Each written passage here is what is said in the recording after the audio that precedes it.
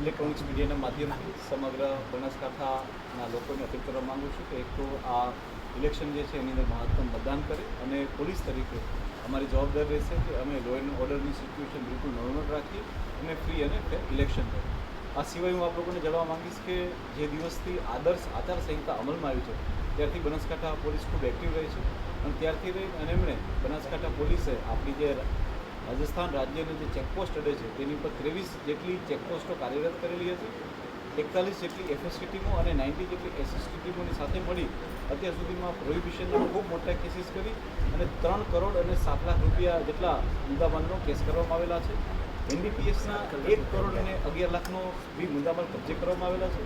રોકડ રકમના બી 1 કરોડથી વધારેના કેસ કરવામાં આવેલા છે. જે અટકાયતી પગલાં હતા તે બી પોલીસે આશરે 7,500 જેટલા લીધેલા છે. જો નાસ્તા ફરતા આરોપીની વાત કરવામાં આવે તો પોલીસે અત્યાર સુધીમાં 234 જેટલા નાસ્તા ફરતા આરોપીઓ 16 ફેબ્રુઆરીથી લઈને અત્યાર સુધીમાં પકડેલા છે. જ્યારે આજે હું વાત કરું કે હવે જ્યારે પોલિંગ ડે માત્ર હવે જેને 48 કલાક જેટલો સમય રહ્યો છે તેના માટે લઈને બી પોલીસ તંત્રે ખૂબ મોટી વ્યવસ્થા કરેલી છે. જે પોલીસનો સ્કેલ જે નક્કી કરવામાં આવતો હોય છે તે પ્રકારનો પોલીસ અને જીઆરડી હોમગાર્ડના સ્કેલ પ્રમાણે એમના પોલિંગ બૂથો ઉપરની વ્યવસ્થા કરવામાં આવેલી છે.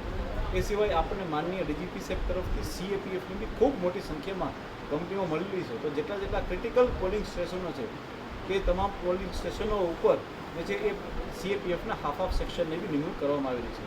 ઈવીએમની જે ગાર્ડ છે તેના ઉપર બી પોલીસની એક સીએપીએફની એક પ્લાટૂન જે છે એ મૂકવામાં આવેલી છે. એ સિવાય સમગ્ર બનાસકાંઠા જિલ્લામાં ખૂબ મોટી સંખ્યામાં સેક્ટર પોલીસ અને મેજિસ્ટ્રેટ પોલીસની સાથે મળી અને સેક્ટર મોબાઈલ પોલીસનું પેટ્રોલિંગ રહે તે બી એન્શ્યોર કરવામાં આવેલું છે.